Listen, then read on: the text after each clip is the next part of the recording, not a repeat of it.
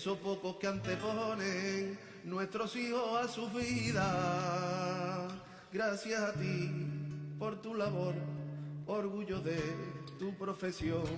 Aunque sea lento, aunque pierdas el aliento, aunque a veces los gobiernos o traten como un fulano, maestro, lucha, no abandones, danos la mayor lección, que nuestro futuro está en tus manos.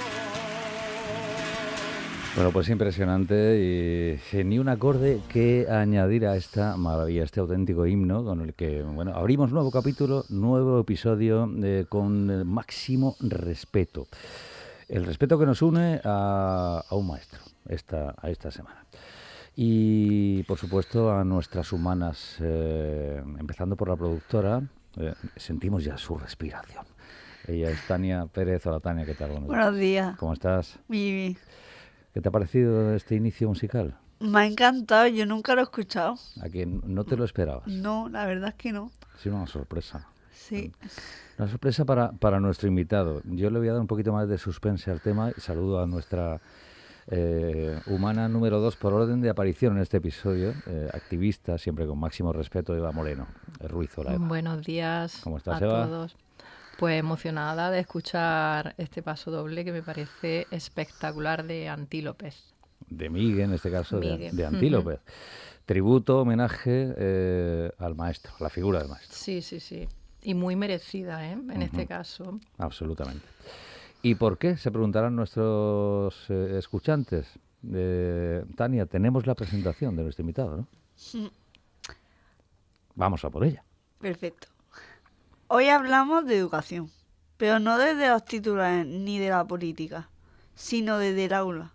Nuestro invitado es Alberto Padilla, joven maestro de baile, actualmente en el CEIP Diego Velázquez de Ejido, nominado 5 veces Mejor Docente de España, y una voz cada vez más escuchada en medios, radios y podcasts educativos. Alberto no solo enseña, también invita a repensar qué es educar y para qué educamos. Alberto, bienvenido, gracias por estar aquí. Muchísimas gracias, Tania. Muchísimas gracias a todo el equipo, Eva y Antonio, porque la verdad que, bueno, estoy encantado desde que he entrado por la puerta y aquí se respira familia, se respira humanidad, que son muy importantes, así que para mí es un auténtico placer estar acompañando esta mañana. Pues un gustazo el tenerte con Gracias. nosotros.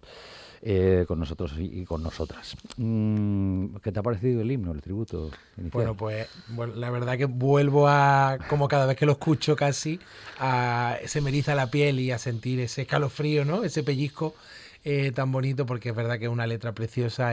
Creo que encierra el trabajo que venimos haciendo en la escuela, tantos maestros y maestras día a día, y la lucha que tenemos también diaria, así que pues es que no puedo más que emocionarme cada vez que lo escucho, la verdad. Eva. Sí, que quería que nos contaras dónde lo escuchaste, ¿no? Tuviste la grandísima suerte de que te lo cantara en persona y en directo. Así es, bueno, pues de estas cosas bonitas que me depara la vida y que me da también el mundo de la educación y mi trabajo, pues por un gesto muy bonito por parte de mi alumnado, de alumnos de años anteriores que ya han crecido, que ahora son casi adultos, por parte también de mi familia, pues bueno, me sorprendieron llevándome al programa de Canal Sur, No Dejes de Soñar, y allí tuve la oportunidad, pues uno de mis sueños era conocer, me gusta mucho el grupo Antílope y concretamente este paso doble de Miguel, así que pues fue maravilloso poderlo escuchar allí, interpretarlo frente a frente, y yo creo que ambos surgió ahí una emoción inmensa que bueno, que todo el telespectador que estaba viendo aquel programa también se emocionó.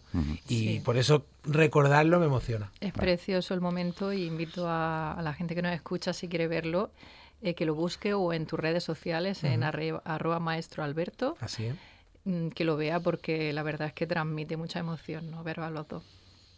En diferentes medios, Alberto, te hemos escuchado decir que antes que contenidos, educamos personas. Es uno de tus lemas de cabecera.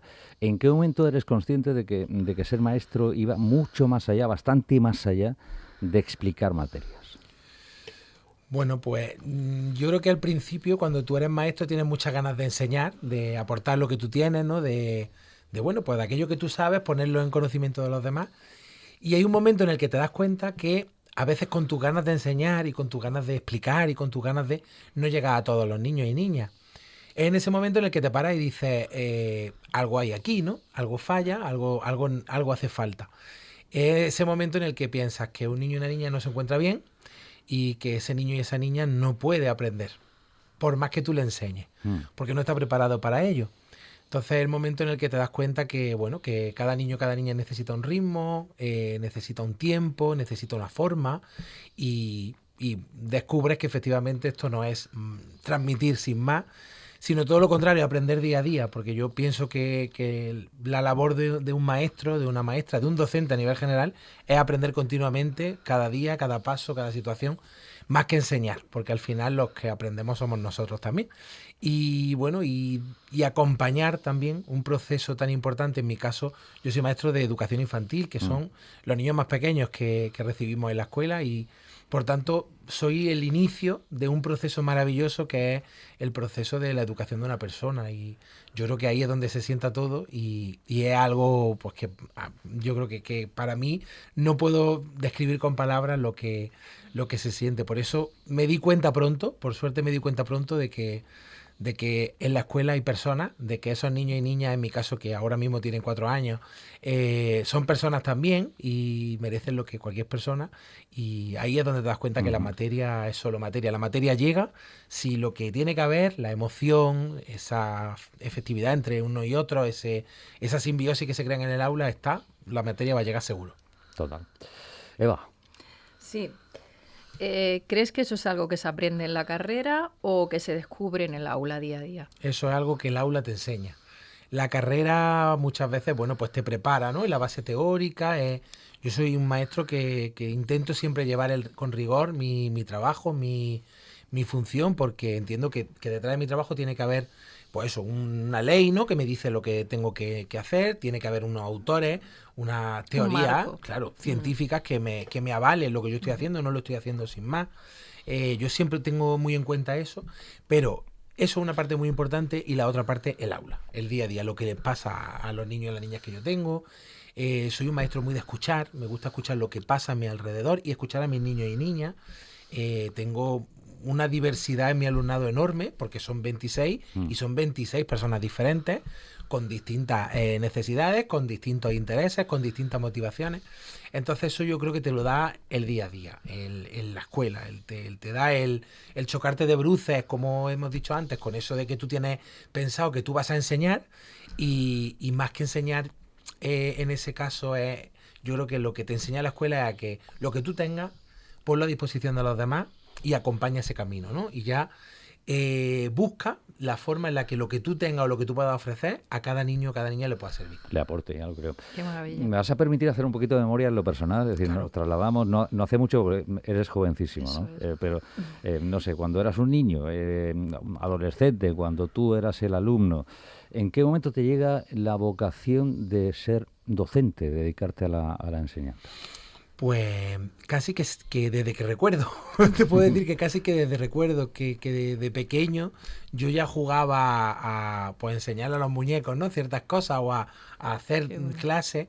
Y también es verdad un poco que esa necesidad de la que hablaba, ¿no? De poner al servicio de los demás aquello que yo tengo, o lo que yo puedo aportar. Pues desde pequeño quizás mis inquietudes artísticas, por así decirlo, en mi casa pues el arte se respira por muchos sitios, y esas inquietudes artísticas me hicieron pues que si a mí se me daba bien algo, de momento mis vecinos ya también lo organizaba, y si me daba bien montar una coreografía para no sé qué, pues yo organizaba ya mis vecinillos y tal, y hacíamos una coreografía para no sé cuántos. Que se me daba bien el teatro, pues impartía, o sea, yo empecé a impartir clases de teatro en mi propio centro educativo siendo yo alumno. Es decir, yo era alumno e impartía un taller de teatro con otros alumnos, con lo cual es como que casi que siempre ha ido ligado a la docencia. Y de hecho mi primer contrato fue ya como docente, como monitor de una escuela de verano municipal, y era menor de edad, firmaron mis padres para poder trabajar. Entonces pues casi que desde Toda la vida, siempre, ¿no? toda la vida. Toda la Soy vida. maestro Eso desde es siempre. vocación. Ajá. Y lo demás, vamos. Absolutamente. Además me gusta mucho, soy maestro y soy maestro escuela y me habéis presentado y Tania me ha presentado muy bien como Alberto Padilla, ese es mi nombre, mi apellido, pero es verdad que a mí me gusta que se me conozca como el maestro Alberto. Ujú. Mis niños y mis niñas no saben cómo me llamo, saben que soy el maestro y saben que soy el maestro Alberto. Por eso también en redes, bueno, en toda la difusión que puedo hacer, siempre me acompaña esa palabra con mi nombre porque para mí es muy bonito. Vuelvo a esa raíz andalusí Sí. que ya perdimos, en las que a los nombres de las personas la acompañaba la profesión, porque a mí mi profesión me dignifica también como persona y me gusta llevarla siempre por delante porque soy maestro escuela. Es Además, verdad, estoy pensando, es verdad que eso del nombre ligado a la profesión, ¿no? Yo profesión, recuerdo sí, que sí. mi padre era Moreno el cartero. claro, Siempre iba como Eso se ligado va a lo que perdiendo. hacías, pues no. Correcto. yo es que además en mi casa mi padre fue durante mucho tiempo maestro alfarero, mi hermano es maestro música, Ujú. tenía un maestro barbero, es que Correcto. Jolín. esta del magisterio, que además maestro es una palabra preciosa, muchas veces cuando nos dicen profes, sobre todo porque, bueno, en Andalucía se extiende mucho eso de seño y maestro en infantil Sí, o también sí. en primaria, pero luego cuando sale de Andalucía mucho es profe, y a mí no me gusta que se pierda eso porque magíster es una palabra preciosa que es más que minister, Ujú. que muchas veces me gustaría recordárselo a más de uno y Sí, decirle sí. que soy maestro con toda la palabra, la verdad. Y en estos tiempos significa más. Sí, Significa más el maestro que el ministro. efectivamente. Y el maestro se topa, como tantos y tantas maestros y maestras, con la a veces dura realidad. Con el sistema educativo hemos topado. ¿En qué momento se ha desconectado? Porque es evidente que hay una desconexión entre el sistema educativo y vuestra labor, el alumnado, las familias. ¿Dónde cree el maestro Alberto que está hoy la mayor desconexión? Y fíjate, te añado la pregunta de la matrícula de honor. ¿Y dónde estaría el arreglo, esa reconexión? Uf, esas preguntas no son fáciles, voy a intentar contestarlas como pueda. Bueno, yo creo que la desconexión total se produce cuando pensamos en papeles, ¿vale? Y pensamos en tiempo, y pensamos en otro montón de cosas y no pensamos en personas. Yo creo que ahí se produce la desconexión total. ¿Por qué? Porque, como he dicho antes, en mi aula no hay 26 niños sin más, hay 26 niños con 26 historias, con 26 situaciones familiares, con 26 diferencias abismales en unas cosas y otras. Y cuando yo tengo que diseñar una actividad o diseño una situación de aprendizaje tengo que diseñarlo pensando en esas personas. Que los papeles, que la legislación, que las teorías, que todo tengo que tenerlo en cuenta, pero siempre de cara a esas personas. Cuando el sistema nos lleva a olvidarnos de esas personas y centrarnos en otras cosas, pues se produce eso, ¿no? Ese desarreglo ahí. ¿Cómo se arregla? Ojalá tuviera la varita mágica y te dijera cómo se arregla. Yo intento, pues eso, bajarme siempre a la altura de mi niño y mis niñas. Yo soy muy alto, mis niños son muy pequeños y no hablo solo de físicamente, sino también emocionalmente, acercarme mucho a ellos y a ellas, ver qué es lo que está pasando, escucharlos, saber qué es lo que hay, acompañarlos en lo que esté ocurriendo.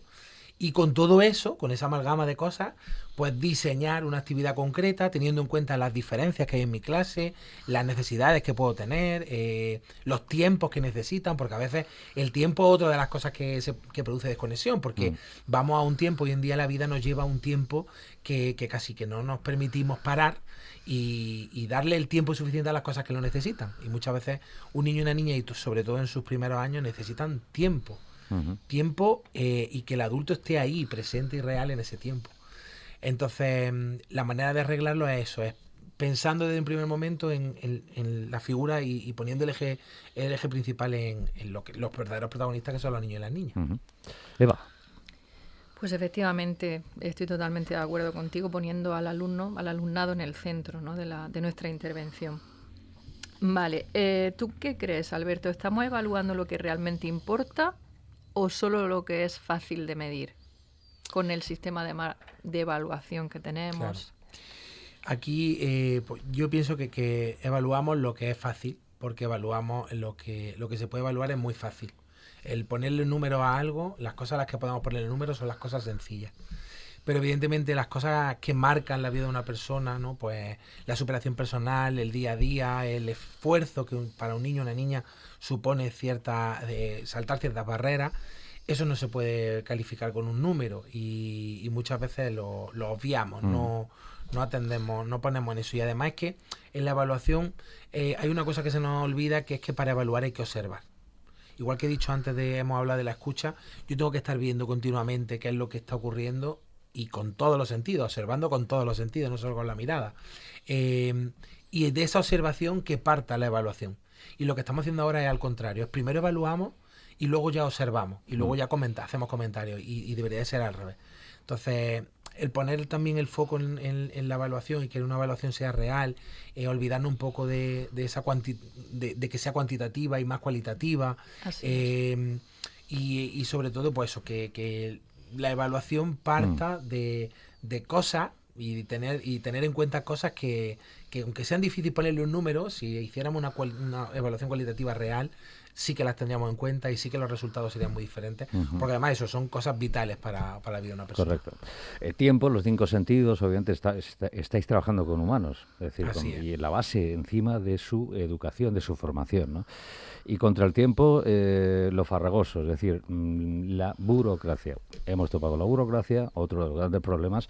Coincidís aquí la inmensa mayoría de maestros y maestras que habéis pasado por esta casa y por todas las casas, ¿no? Es decir, ¿qué le resta al maestro la sobrecarga de burocracia? Es decir, ¿qué os quita, además de tiempo, obviamente? Pues además de tiempo, yo creo que lo que nos quita es presencia. Es decir, todo el tiempo que invertimos en esa burocracia hace que no estemos presentes para nuestros niños y para nuestras niñas, para la actividad que se requiere, para el diseño de una actividad concreta. Yo pienso que la burocracia es necesaria, ojo, porque me parece importante. Hay un apartado interesante en la burocracia. Sobre todo yo soy un maestro que me gusta mucho la documentación pedagógica, lo que voy haciendo, porque me sirve de cara a otro alumnado, a otro año, o incluso a mi propio alumnado en otras prácticas distintas.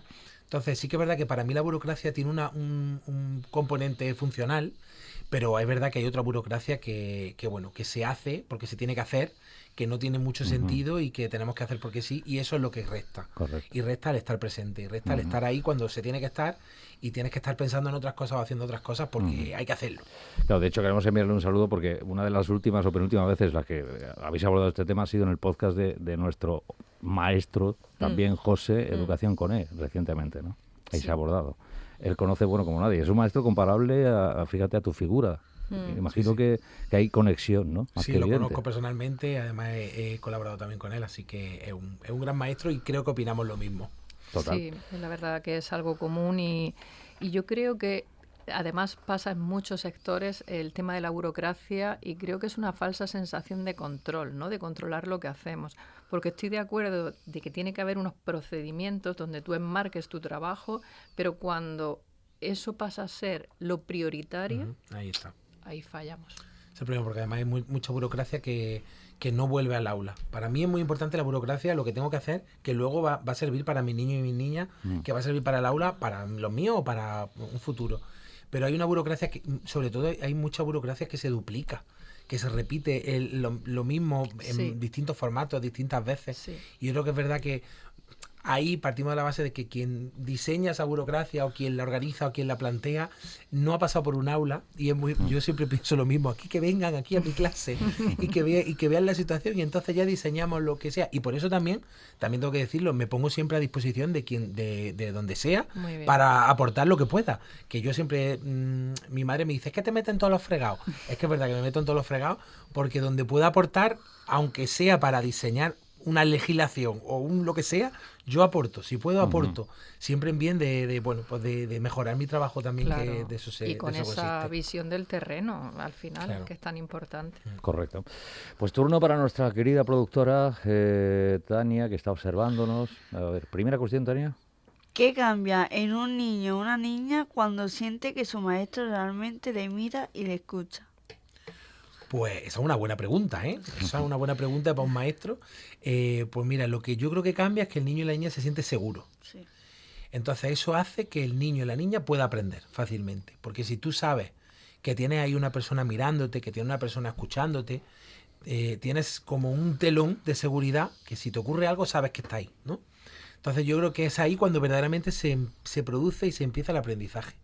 Cuando un niño y una niña se siente escuchado, se siente querido, se siente observado, no le da miedo equivocarse. Puede equivocarse 30.000 veces que no le pasa nada porque sabe que tiene ahí ese telón, ¿no? Y yo creo que eso es lo primero que cambia en un niño, que empieza a aprender, de verdad, un aprendizaje real y empieza a sentir esa presencia real del adulto que está ahí acompañando, y yo creo que eso es lo primero que cambia. Tania. En tus intervenciones defiendes una educación más humana, más emocional. ¿Por qué seguimos viendo las emociones como algo extra y no como parte central del aprendizaje? Madre mía, te has puesto las preguntas difíciles, ¿eh? Las tuyas son Por algo la productora. las que rascan ahí, Claro, las que claro. rascan lo de dentro. Pues mira, pues yo pienso que es tan difícil porque siempre han sido cosas alejadas. Por un lado ha estado el aprender y por otro lado ha estado el sentir. Y no nos hemos dado cuenta que eso es algo incoherente, que es que las dos cosas van de la mano. O sea, una persona, es imposible que sin emoción haya educación, como dice Francisco Mora. Las personas nos emocionamos continuamente con cada cosa que va ocurriendo. Que nombremos todas las emociones o no, que las gestionemos de una forma u otra, es otra historia. Pero todo nos provoca una emoción. Entonces el aprendizaje también provoca emoción. Y que un alumno esté motivado, que un alumno le emocione lo que está ocurriendo, hace que el aprendizaje sea real y sea efectivo. Entonces, esa es que debería de ser la base. Yo pienso que la educación emocional es un ámbito tan importante en la vida de una persona, que si desde la base ya lo trabajamos, yo intento poner en mi clase día a día, además invito que cuando queráis, allí estoy, podéis venir y verlo in situ, intento que las emociones cobren un valor esencial, diario, y trabajar mucho eso y preguntar mucho qué les pasa y dónde notan lo que les pasa, porque a veces pensamos que simplemente por poner una carita contenta, y ellos ya representan que la carita contenta es una emoción de estar contento, pero es que no solo es la carita, es que hay un cuerpo entero que nos puede decir algo mucho más de un niño que una cara, o incluso un color. No soy partidario de asociar emociones a colores, porque es que qué bien, igual que yo. los colores a mí me puede suponer una cosa y a otra persona otra, y cuando cerramos algo tanto, no, tiene que ser así, es que hablamos de que los niños son diferentes, de que cada uno tiene sus diferencias y que por tanto la diversidad de mi aula es muy importante tenerla en cuenta también en el mundo de las emociones, porque los niños pequeños tienen muchas conductas, ¿no? Muchas rabietas, y siempre detrás de todo eso siempre hay una emoción, y tenemos que ver qué es lo que está pasando, qué es lo que hay ahí, y ver cómo podemos incidir de la escuela. O sea que yo creo que el aspecto emocional tiene que ser la base, y también cuidar mucho el aspecto emocional en el mundo del docente, porque que un docente se encuentre bien, esté bien consigo mismo, puede ayudar mucho más a un niño o una niña, y eso también hay que cuidarlo. Fíjate, antes de la tercera pregunta, y perdóname, Tania, voy a introducir, hablando de diversidad, imagino que también inclusión es lo que se pretende, ¿no? Y aquí voy directamente a niños, niñas con necesidades especiales, es decir, aulas específicas. En ese punto, ¿cuál es tu valoración? ¿Qué opinas? Pues mira, a mí me gustaría que la palabra inclusión desapareciera. Vamos a partir de esa base. Sí. El otro día escuchaba a una compañera que en los premios Educa, pues había sido galardonada como mejor docente de España en la categoría de universidad, que no es baladí, y bueno, pues era una chica con necesidades, que había sido una chica con necesidades educativas especiales de pequeña, que ahora era profesora de universidad y que se había hecho con ese galardón, y hablaba justo de este término, de olvidarnos de la inclusión, porque ese es el sueño, ¿no? El que no tuviera que haber inclusión, porque no tuviera que haber unas diferencias, porque cada uno somos como somos. Mira, yo parto de la base de que mis 26 niños y niñas son diferentes y todos tienen necesidades. Para mí no hay ninguna más especiales que otras, voy a decirlo así, aunque a lo mejor suene y nos podamos echar la mano a la cabeza. Hay unas necesidades que requieren de unas cosas, hay unas necesidades que requieren de otras. Hay unas necesidades que requieren de una atención concreta, de unos recursos más complicados de conseguir que otros.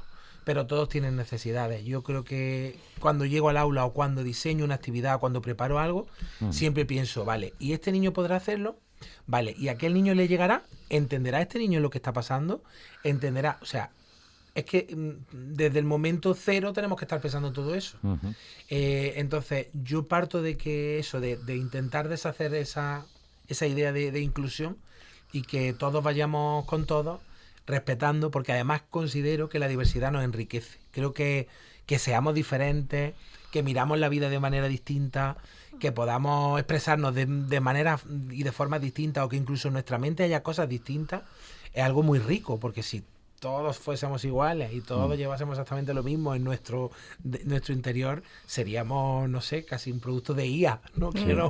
Que se perdería un poco lo humano. Entonces, yo intento también que mis niños y mis niñas se enriquezcan con eso, trabajar con ellos, que la sociedad es esa.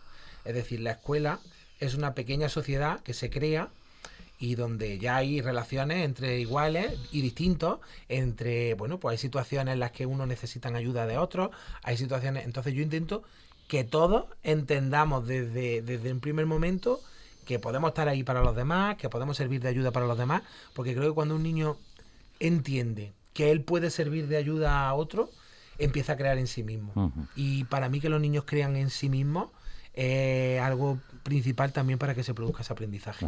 Esto que tú planteas es lo ideal y ojalá algún día, ¿no? lo consigamos. Ojalá. Yo lucho día a día por eso, también lo digo. Tania. ¿Crees que la escuela está preparada para educar personas o solo estudiantes? Pues la verdad que debería estar preparada para crear personas, porque somos personas, lo hemos dicho todo el tiempo.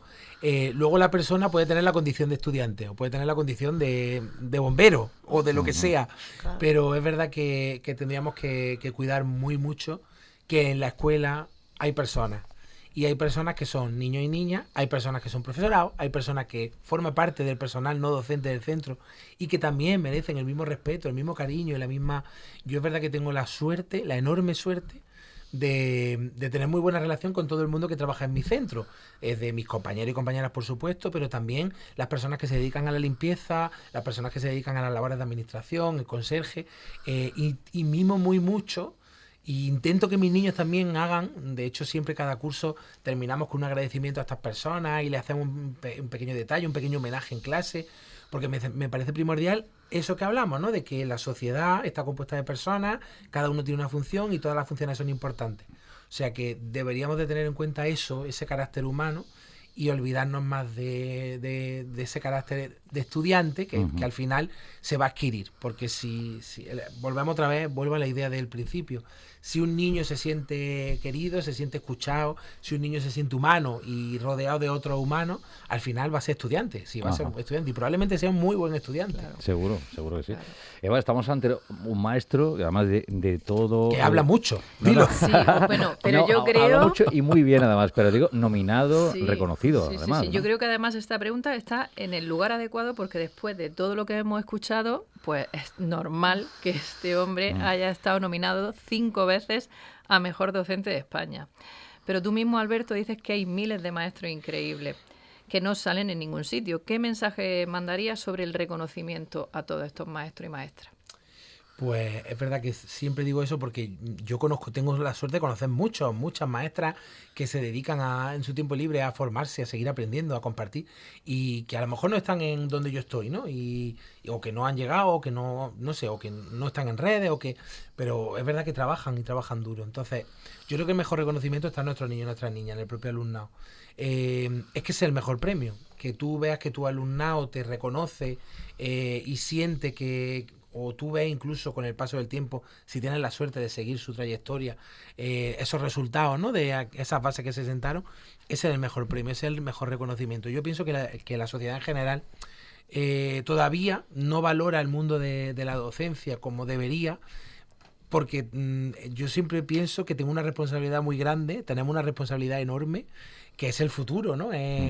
Muchas veces digo, es que son los que nos van a pagar las pensiones, pero ya no es tanto eso, sino pues que intentemos dejar el mejor futuro del mundo, una responsabilidad muy grande, y yo creo que la sociedad debería de valorar ese trabajo que hacemos, más allá de entrar a valorar si tenemos muchas vacaciones o no, que es la típica, la típica frase de, madre mía, tiene más vacaciones que un maestro, que se dice mucho en mi pueblo. La respuesta es haber estudiado. Efectivamente. Sí, pero bueno, pero que es verdad que yo creo que ese reconocimiento se va poco a poco haciendo, por eso en este caso pues este tipo de premios, los premios Educabanca que vienen realizándose ya 9 años consecutivos, ponen en alza un poco eso, la figura del docente de todas las etapas además educativas, que es algo que me parece muy interesante porque no solo están los maestros de primaria, sino que incluso están los maestros de educación no formal, las maestras de educación no formal, que se dedican a la enseñanza en otros ámbitos y que también están ahí valorados.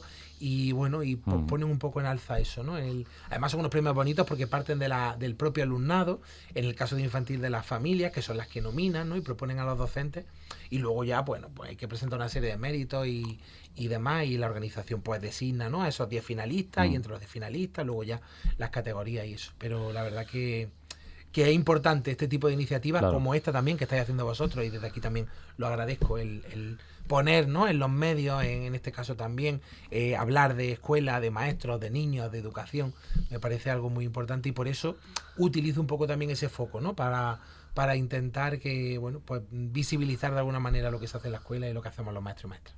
Está clarísimo. Tacho, la siguiente pregunta te iba a lanzar, Sí. porque si te pesa... Me he adelantado. No, si te pesa o te impulsa tener tanta visibilidad. Está claro que no te pesa para nada. No, bueno, Sí, hay algunos momentos en los que quizá pueda pesar porque eso al final también viene, desgraciadamente hay personas que valoran eso negativamente y no ven un poco la realidad de lo que es. Yo utilizo donde estoy simplemente pues para esto, para lanzar mi mensaje, para intentar contribuir a la mejora de la educación, para que todos los niños y las niñas se sientan respetados, se sientan queridos, se sientan escuchados, se sientan capaces, porque son muy capaces, y para eso lo utilizo, no lo utilizo para otra cosa. Por supuesto, compartir eso que se hace en mi aula, que a mí me sirve, que a mi niño y mi niña les sirve, para que otros compañeros y compañeras puedan utilizarlo, genial. Ayudar a la familia a que en algún momento algo no puedan entender y viéndolo, ¿no? In situ, en la práctica, con mi clase, lo puedan hacer, pues estupendo. Si es que al final, si todos son ventajas, pues... A ti, Alberto, se te atribuye otra afirmación. El cambio educativo no vendrá solo de las leyes, sino de los docentes. La cuestión es hasta dónde puede llegar un maestro dentro del aula. ¿Cuál es el límite? Es que casi que te puedo decir que no hay límite, aunque suene muy utópico, pero es que es la realidad. Quizá yo no pueda cambiar desde mi clase el sistema, pero es que vuelvo también a la idea de antes, es que en mis manos tengo el poder cambiar la vida de una persona. En un primer momento el poder, fíjate, voy a hacer algo que pueda sonar muy liviano y que para mí es muy importante.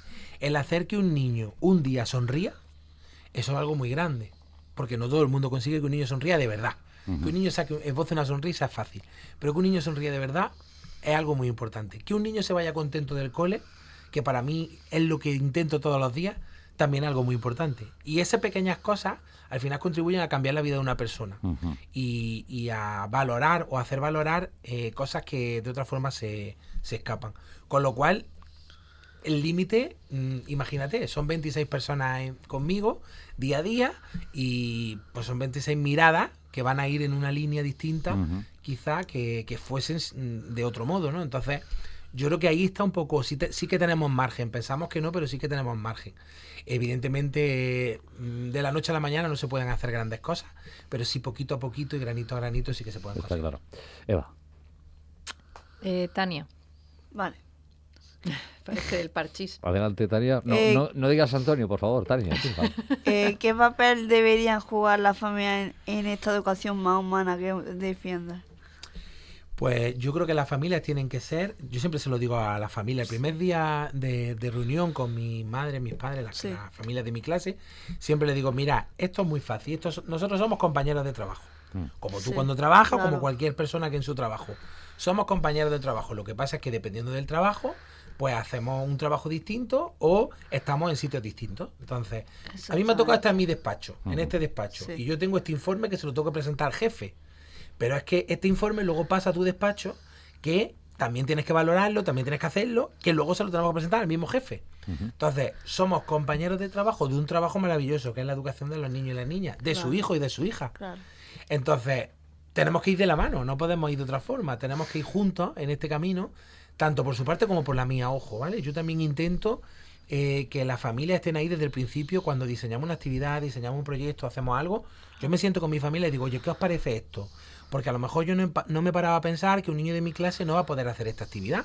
Y sin embargo están ahí para decirme, pues yo es que creo que mi hijo no va a poder. Pues venga, pues vamos a cambiarla, vamos a ver de qué forma podemos hacerla. Evidentemente no lo puedo hacer día a día con todo, pero sí que establezco cauces para poder hacerlo de una forma pues funcional y que nos sirva pues a la hora de diseñar un proyecto, a la hora de diseñar una actividad concreta, que no les planto y les digo, tienen que ir así o tienen que traer esto, sino que me gusta escucharlos también y saber un poco su opinión y qué pueden aportar, porque al final son nuestros aliados, vamos de la mano y estamos en el mismo camino y tiene que ser un camino precioso, y yo siempre agradezco porque en mis manos dejan una cosa que creo que es lo que más vale en el mundo, que son sus hijos y su hija. Entonces, si lo dejan en mis manos y confían en mí, yo también tengo que confiar un poco en ellos, y la verdad que hasta ahora tengo también que reconocer que tengo muchísima suerte con las familias que tengo, que son unas familias maravillosas, que pese a las 1000 locuras que se me ocurren, que se me ocurren muchísimas, que yo cada 2 por 3 monto una historia, se suman a todo, siempre con ganas, con ilusión, y la verdad que es un placer trabajar así. Ajá. Fíjate, me imagino, como metáfora, ¿no? Un partido de fútbol en el que en el mismo equipo estáis maestros, está el alumnado, está la familia. La cuestión es la administración. ¿A veces está en el campo contrario? ¿O...?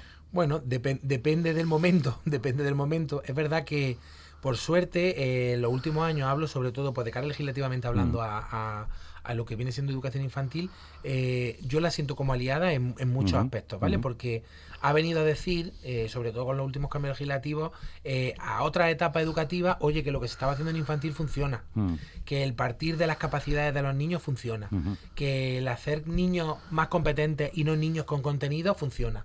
Entonces, yo tengo ahí una relación amor-odio que muchas veces va porque veo que me respalda en muchas cosas.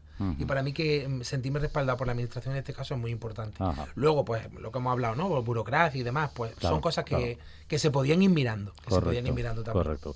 La penúltima, Tania, ¿la tenemos? Le pedimos demasiado a la escuela y muy poco como sociedad. Bueno, pues que creo que la sociedad, es, como hemos dicho, es la escuela.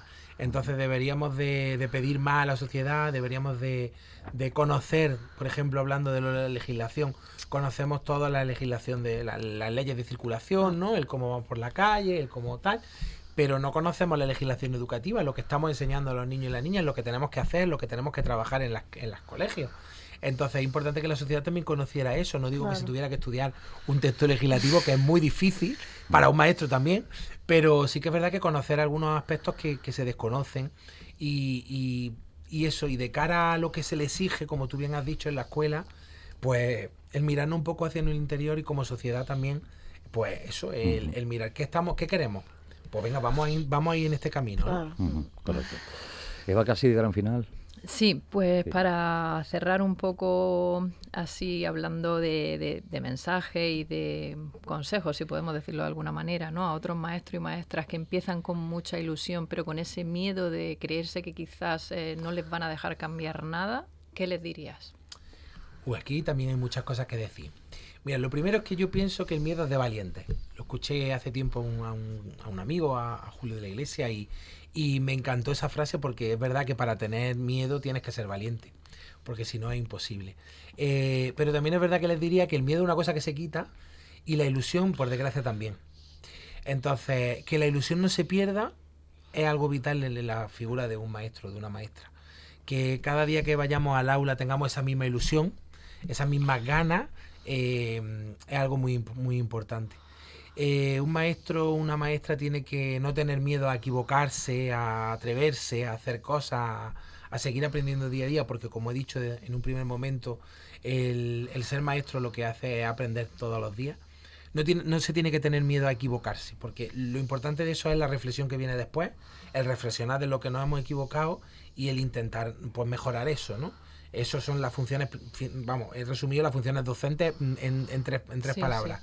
Pero es la principal, el atreverse a hacer cosas, que no pasa nada, porque lo que tenemos enfrente son personas y no son cosas que un producto que se queda así y que ya está. Es que esto no ha terminado, esto está en proceso continuo hasta el último día. Total, entonces, siempre hay un tiempo, una oportunidad para cambiar, para hacerlo de otra forma, para ayudar. Entonces, yo les diría eso, que se atreviesen, que no tuviesen miedo, que el miedo al final se va quitando con el paso del tiempo, o no, porque yo sigo teniendo miedo todos los días, porque nunca sé qué aventura me va a deparar mi clase, así que... Pero ese miedo es verdad, te hace mejorar. claro, ese miedo es continuamente mejora, y Claro. luego que la ilusión no se pierda, que siempre que haya esos momentos difíciles volvamos a esa vocación, a esa ilusión que sentimos. Yo tiro mucho de eso cuando lo necesito, tiro mucho a el pensar qué sentí yo el primer día que vino a un colegio, o cuando entré por primera vez a la clase, o cuando un niño o una niña me dio por primera vez un abrazo, o me dijo te quiero maestro. Es que son cosas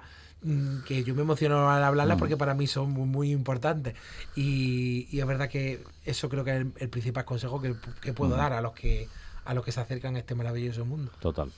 Pues hoy hemos tenido el gusto y el respeto nos ha unido a la educación desde dentro, con esencia humana, sobre todo a la mirada de quien cree que educar es ante todo un acto profundamente, insistimos, humano con mayúsculas. Así que desde aquí, enhorabuena, gracias. Muchas A gracias. seguir. Enhorabuena. Alberto Padilla, maestro, que la realidad no te altere, que tú cambies esa realidad, ¿eh? Tú y tantos y tantas como tú. Y no sé, Tania, si tenemos... Bueno, le enviamos un abrazo casi de gran final a nuestra familia. Sí. Está Stradivarius, ¿no? Desde Sí. aquí, claro, toda la gran familia Stradivarius, por supuesto. ¿Algo más que añadir, Tania? Pues la verdad que me ha gustado mucho porque a mí me ha dado una reflexión, pero ahora mismo no me acuerdo. Pero ahora te la digo porque no me acuerdo. Bueno, pero tú la piensas, no Correcto, pasa nada. sí. Correcto. Tú la piensas, que es lo que hablamos, todos necesitamos tiempo, quizás Correcto. tú Claro. necesites más, pues no pasa nada. Tú tómate el tiempo que quieras, que yo puedo hablar mientras lo que tú necesites. Si yo no tengo problema. Yo no Y yo- tengo problema por eso. Eva. Yo pedirle a la gente que por favor te busque en redes, que recordamos, @maestro Padilla. El que maestro Alberto. Hoy Maestro Padilla. Maestro Padilla es un Maestro gran compositor y el almeriense. y el auditorio. Apellido Ay, Dios ilustre mío, también. Tania, E estamos bien. ilustre creador del Estamos relicario. bien esta tarde. Maestro Alberto, porque tienes cada vídeo que, bueno, que yo lo he disfrutado muchísimo viéndolo en casa con mis niñas. Que ha dado varias claves que a mí me han explotado la cabeza, como lo de pequeña sociedad en el cole, ¿no? Como ese sentimiento de crear comunidad para luego cuando salen. El tema también me gusta mucho, las emociones, no vincularlas con el tema de los colores, que yo a nivel personal tampoco me gusta. Y la ilusión con la que transmites todo, ¿no? Y con la que hablas, y es un gustazo escucharte. Es que a mí me gusta y mucho que- mi trabajo. sí. Y hablar se de mi te trabajo... Se nota además, se te nota Hablar de mi muchísimo. trabajo me apasiona. Entonces, vamos, y no he venido con el Babi porque Sí, me lo ya dejan en lo el he cole. visto, ya lo he Porque yo voy visto, con el Babi que siempre a vas todos con el- sitios. Sí, que vas Voy siempre con con el el Babi. Babi. Pero eres de las personas, de verdad, que hacen brillar la palabra maestro. Gracias, de verdad, muchas gracias. Me halago. Pues lo he dicho una vez más, gracias, A maestro. vosotros. Y María y Akram, bien, ¿no? Sí, aquí bien. seguimos, Aquí sí, seguimos visitando coles. Ahora hablaré con el maestro por si quiere que vayamos por allí Ajá. también. Y bueno, pues seguimos trabajando en ese camino para dejar de decir la palabra inclusión. Perfecto, Muy bien. en ello estamos. El maestro te va a responder que sí, Seguro. ya te lo digo yo. Cuidaos mucho, gracias. Gracias. Ya.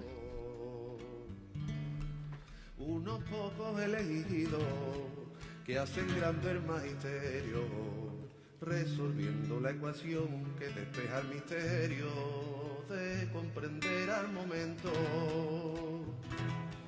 Los héroes que se preocupan porque nuestros hijos, más allá de ser pobre o ser pío, aprendan a pensar siempre por ellos mismos.